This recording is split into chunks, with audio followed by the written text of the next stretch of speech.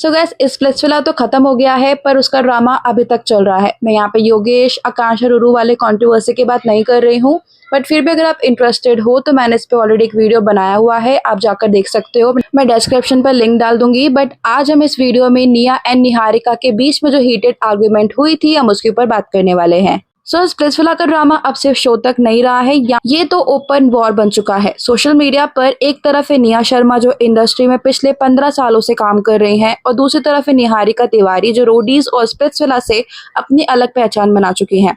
पर जब निया शर्मा ने स्प्लिट्सविला के सेट पर निहारिका पर उनके एटीट्यूड और सीनियरिटी दिखाते हुए अटैक किया था, तो जनता दो हिस्सों में बट गई थी। कोई कह रहा है कि निया बिल्कुल सही है, उन्होंने निहारिका को उसकी औकात दिखा दी है, और कुछ लोग ये भी कह रहे हैं कि निया का बिहेवियर एकदम अनप्रोफेशनल और बाइस्ड था। आज हम इस पूरे झगड़े का एक एक पन्ना को खोलेंगे और देखेंगे कि इस टी के पीछे का असली सच क्या है। पहले बात करते हैं the incident and Niaz attack. बात शुरू होती है शो के उस सीन से जहाँ पे गुल्लू नाम का एक कंटेस्टेंट निहारिका की बेइज्जती करता है। वो उन्हें खुलेआम सरोजनी की मॉडल बोल करके मजाक उड़ाता है, और वहाँ खड़ी होस्ट निया शर्मा जो कि एक अनबाइस्ड मीडिएटर होनी चाहिए थी, वो चुप रहने के बजाय हंसने लग जाती है। जब एक होस्ट कंटेस्टेंट का मजाक उड़ाए तो फिर बाकी कंटेस्टेंट्स को तो खुली छूट ही मिल जाएगी ना, और वही हुआ। उर्फी जावेद ने पूरे विला के सामने निहारिका पर टारगेट भी किया था और उन पर चिल्लाकर कहा कि shut up, I didn't ask you. जब ये सब चल रहा था तब निया शर्मा बिल्कुल खामोश थी, लेकिन जैसे ही निहारिका ने अपने डिफेंस में कुछ बोलना चाहा तो निया शर्मा का गुस्सा अचानक और भी फट गया। निया ने निहारिका को बीच में टोकते हुए बड़े घमंड से कहा, we get it, you have worked very hard, but she didn't get here on charity either. You don't get to demean someone like this just because you are senior or superior. Within 3 months of span you are here, and I have been here for 15 years. अब यहाँ पर सबसे बड़ा सवाल ये उठता है कि निहारिका ने तो सिर्फ अपने लिए स्टैंड लिया था। जब सलमान जैसे बड़े स्टार्स ने भी बिग बॉस में कहा था कि अगर कोई एंगल ही नहीं था तो क्या आपको झगड़ा करने की जरूरत थी, तब सबने यही कहा था कि यस, क्योंकि हर कोई अपने लिए लड़ता ही है। तो फिर निहारिका पर ये सीनियरिटी का कार्ड क्यों खेला गया? निहारिका ने तो 2 बार निया से सॉरी भी कहा था, लेकिन निया उन्हें लगातार नीचा दिखाती हैं। अब बात करते हैं परसेप्शन एंड क्रिटिसिज्म। अब जरा बात करते हैं निया शर्मा के इस पूरे बिहेवियर पर चल रहे पब्लिक आउटरीच की। ये पहली बार नहीं है जब निया पर एरोगेंट या टैकी होने का टैग लगा हो। रेडिट और सोशल मीडिया पर लोग उन्हें काफी हिपोक्रिटिकल और प्रॉब्लमेटिक मानते हैं। उन पर पहले भी कई बार बॉडी शेमिंग करने, रेसिस्ट कमेंट्स पास करने या फिर यहाँ तक एक असॉल्टर को डिफेंड करने के एलिगेशंस भी लग चुके हैं।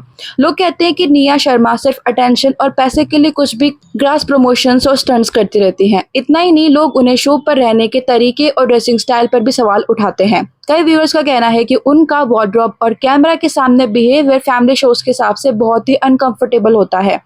शो के अंदर उनका बायसनेस साफ दिखाता है, जहाँ वो अपने फेवरेट जैसे गुल्लू को सपोर्ट करती हैं और उनके बैड मैनर्ड बिहेवियर पर भी हंसती हैं और दूसरों को टारगेट करती हैं। कुछ फैंस तो यहाँ तक कंप्लेन करते हैं कि खतरों के खिलाड़ी में भी उन्हें बार बार एलिमिनेशन के बाद वापस लाया गया था, जो साफ तौर पर फेवरेटिज्म दिखाता है। हालांकि उनके कुछ सपोर्टर्स ये भी कहते हैं कि उन्हें बिल्स पे करने होते हैं और ये उनका करियर मूव है, इसलिए उन्हें टारगेट नहीं किया जाना चाहिए। पर जनता इस बात से सहमत भी नहीं लगती। अगर देखा जाए तो जो भी इस इंडस्ट्री से आते हैं उनको ही स्ट्रगल करना पड़ता है, लेकिन सिर्फ एक के लिए फेवर करना ये बिल्कुल ही गलत बात है। अब बात करते हैं Niharika Tiwari, the ground reality and hard work. अब आते हैं निहारिका तिवारी पर, जिनको निया ने ऐसे ट्रीट किया जैसे वो रातों रात बिना किसी मेहनत के यहाँ पे पहुंच गई हैं। मैं यहाँ पे उसकी वकालत नहीं कर रही हूँ, बट जो उन्होंने टीवी पे वर्क किया है मैं उसके बारे में यहाँ पे बात करूंगी। उनके पर्सनल मैटर्स में यहाँ पे नहीं उठा रही हूँ। निहारिका कोई 3 मंथ की प्रोडक्ट नहीं है, उन्होंने एक लंबा स्ट्रगल किया है। उन्होंने 2017 से इंस्टाग्राम पर अपना सफर शुरू किया था। उनका एक टिकटॉक अकाउंट भी था जहाँ पे उनके लाखों फैंस थे। उन्हें लोग रोडीज से जानते हैं और उन्होंने काफी टाइम मॉडलिंग प्रोजेक्ट्स भी किए हैं। निहारिका की पर्सनल लाइफ भी कोई आसान नहीं रही थी। उन्होंने घर पर बहुत अप्स एंड डाउन्स देखे हैं। फैमिली से सालों तक दूर रहकर इस इंडस्ट्री में अपनी जगह बनाई है। जो लोग कह रहे हैं कि वो स्प्लिट्सविला में से फेम के लिए आई हैं, तो उनका फैन पेजेस ने प्रूफ शेयर किए थे कि 2021 में निहारिका के इंस्टाग्राम पर 1 मिलियन से ज्यादा फॉलोअर्स थे और आज उनके 2.2 मिलियन से ज्यादा फॉलोअर्स है। उन्होंने काफी हिट सॉन्ग भी किए हैं, जैसे एक सौरभ बेदी के साथ में था शीशा सॉन्ग, जिससे भी उनको काफी पॉपुलैरिटी मिली थी। सिर्फ इसलिए क्योंकि निया शर्मा ने 15 साल इंडस्ट्री को दिए हैं, इसका मतलब ये नहीं होता कि निहारिका की मेहनत छोटी हो जाती है। अगर कोई सेल्फ रिस्पेक्ट को हर्ट करेगा तो उन्हें पूरा हक है अपने पलट का जवाब देने का। तो गाइस, अब आते हैं इस पूरे किस्से का सबसे बड़े और कड़वे सच पर। अगर इस पूरे मामले को ऊपर ऊपर से देखा जाए तो निया शर्मा के घमंड और उनका जो 15 साल सीनियरिटी सीनियरिटी कार्ड है वो बिल्कुल गलत लगता है। एक होस्ट का काम होता है शो को अनबायस्ड तरीके से चलाना, ना कि किसी एक कंटेस्टेंट का मजाक उड़ाने पर दांतों तले उंगली दबाकर हंसना। और जब वही लड़की अपने लिए कुछ बोले तो उसे सीनियरिटी का दबदबा दिखा करके दबाने की कोशिश करना। निया ने जिस तरह निहारिका को डिमीन किया वो उनके प्रोफेशनल एटीट्यूड पर एक बड़ा सवाल खड़ा करता है। इस बात में कोई शक नहीं है कि निया शर्मा यहाँ पर सबसे ज्यादा गलत दिख रही हैं, क्योंकि उनका बायसनेस और उनका एरोगेंस साफ साफ और कैमरे पर पकड़ा गया। लेकिन इसका मतलब ये भी नहीं कि निहारिका तिवारी यहाँ पे बिल्कुल दूध की धुली है। तो रोडीज और स्प्रेसफुला का ठप्पा लगने के बाद निहारिका के अंदर भी वो रियलिटी शो ईगो साफ झलकता है। वो बात बात पर विक्टिम कार्ड खेलने की कोशिश भी करती है। पूरे विला में जब बाकी लड़कियां भी लड़ रही होती हैं तब निहारिका का एटीट्यूड ऐसा था जैसे सारी दुनिया सिर्फ उनके खिलाफ साजिश कर रही हो। अगर आप ऐसे रियलिटी शो में आए हो जहां का फॉर्मेट ही लड़ाई झगड़ा और ड्रामा है, तो वहां हर बात पर इतना टची होना और बात बात पर रोना धोना करना भी जनता को थोड़ा फेक और स्क्रिप्टेड लगता है। अपने 2.2 मिलियन फॉलोअर्स का घमंड शायद निहारिका के सिर पर भी बोल रहा है, तभी तो वो हर मुद्दे को अपने ही राउंड घुमाने की कोशिश भी करती हैं। सो घुमा फिरा कर बात यह है गाइस कि यहाँ पे कोई भी सही नहीं है। दोनों ही इस शो में सिर्फ उनके और उनकी टीआरपी फुटेजेस पाने का एक तरीका है, पर अगर दोनों में से किसी एक को सबसे ज्यादा गलत चुनना हो तो पलड़ा निया शर्मा का ज्यादा भारी है, क्योंकि निया शर्मा का घमंड और उनका ये 15 साल सीनियरिटी कार्ड बिल्कुल गलत लगता है। एक होस्ट का काम होता है शो को अनबायस्ड तरीके से चलाना, ना कि किसी एक कंटेस्टेंट का मजाक उड़ाने पर दांतों तले उंगली दबाकर हंसना। और जब वही लड़की अपने लिए बोले तो उसे सीनियरिटी का दबदबा दिखाकर दबाने की कोशिश करना। अब यहाँ पे कुछ लोग बोलेंगे कि निहारिका ने यहाँ पे उर्फी जावेद के लिए बोला था, लेकिन निया का इस पूरे स्टेटमेंट को अपनी तरफ से ले लेना इसका एक एग्जाम्पल देता है कि मे बी निया ने कुछ न कुछ तो ऐसा किया था जिसके वजह से निया के माइंड में ये चीज़ आई कि मे बी निहारिका उनकी तरफ पॉइंट आउट कर रही हो।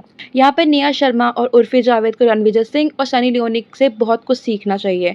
याद करो स्पेसफिला के वो पुराने दिन जब रणविजय और सनी शो को होस्ट करते थे। उनके सामने एक से एक बढ़कर बदतमीज और अग्रेसिव कंटेस्टेंट्स आए हैं, चाहे वो बसीर अली हो, प्रियांक शर्मा हो या आकाश चौधरी। कई बार कंटेस्टेंट्स आपस में बेहद गंदी तरीके से भिड़ते हैं, एक दूसरे को डिमीन करते हैं, पर क्या कभी रणविजय या सनी ने किसी भी कंटेस्टेंट का मजाक उड़ाने पर दुश्मनी में हंसा है या फिर कुछ ऐसा किया है? या फिर क्या उन्होंने कभी किसी को नीचा दिखाने के लिए अपना सीनियरिटी कार्ड खेला है? रणविजय जब भी गुस्सा होते थे वो तमीज और अथॉरिटी के साथ सबको उनकी गलती बताते थे, बिना किसी को पर्सनली टारगेट किए।